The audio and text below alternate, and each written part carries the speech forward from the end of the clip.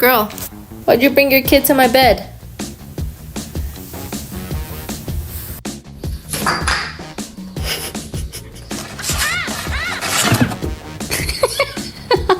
Good afternoon. My name is Russell. Are you in need of any assistance today, sir? No.